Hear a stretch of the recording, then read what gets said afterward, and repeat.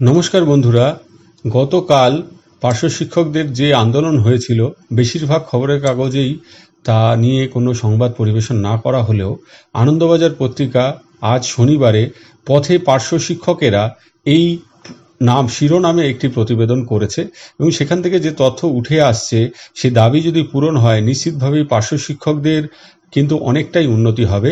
বেতন কাঠামোর দাবিতে ফের আন্দোলনে নামলেন পার্শ্ব শিক্ষকেরা।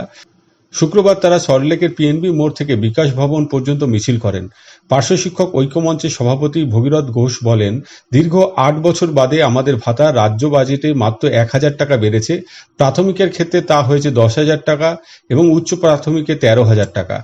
এছাড়া আমরা এখন প্রভিডেন্ট ফান্ড পাই ২০১৫ সাল থেকে।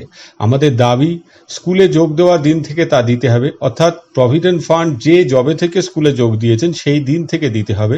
সেই সঙ্গে প্রাথমিকের পার্শ্ব শিক্ষকদের বেতন অন্তত ৪০,০০০ এবং উচ্চ প্রাথমিকের ক্ষেত্রে ৫০,০০০ টাকা করতে হবে। দুটোই কিন্তু খুব গুরুত্বপূর্ণ আবেদন।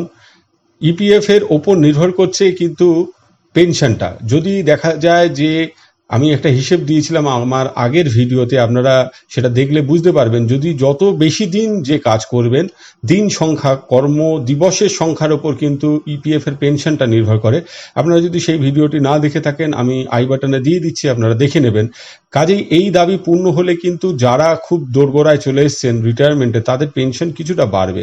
আর একটা বিষয়ের উপর নির্ভর করে, সেটা হচ্ছে কত টাকা বেতন পাচ্ছেন শেষ কয়েক বছরে। তো সেই হিসেবেও পার্শ্ব শিক্ষকদের যে বেতন তাতে কিন্তু পেনশন ২,০০০-৩,০০০-এর বেশি কেউই পাবেন না।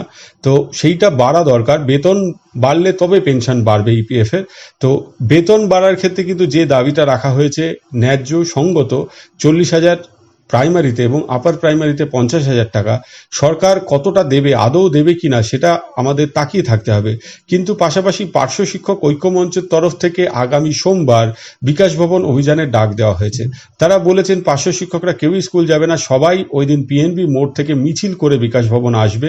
কারণ এসপিডি বলেছেন সোমবার দিন পার্শ্ব শিক্ষক প্রতিনিধিদের সাথে দেখা করবেন এবং যে ফাইলের কথা শোনা যাচ্ছে সেই ফাইলে তিনি কত টাকা বৃদ্ধির জন্য সুপারিশ করেছেন সেইটা সামনে আসবে। এখন এই বিষয়টা কিন্তু অত্যন্ত গুরুত্বপূর্ণ হতে যাচ্ছে। ফলে পার্শ্ব শিক্ষকরা আগামী সোমবার কি লড়াই দেন তার ওপর অনেকটাই নির্ভর করবে ভবিষ্যৎ। খুব শীঘ্রই ভোট ঘোষণা হবে, হাতে সময় বেশি নেই। ফলে পার্শ্ব শিক্ষকদের সোমবারের লড়াইয়ের দিকে কিন্তু তাদের ভাগ্য অনেকটাই ঝুলে থাকবে। ৪০,০০০ ৫০,০০০ তো দূরস্থ, ২০-৩০,০০০ টাকাও বেতন হবে না, মাত্র ১,০০০ টাকা করে বাড়ানো হয়েছে। তো সেই দাবি সামনে রেখে যদি পার্শ্ব শিক্ষকরা একত্রিত হতে পারেন অনেকটাই হয়তো পূর্ণ হবে, পুরোটাও হয়ে যেতে পারে, সেটা সময় বলবে।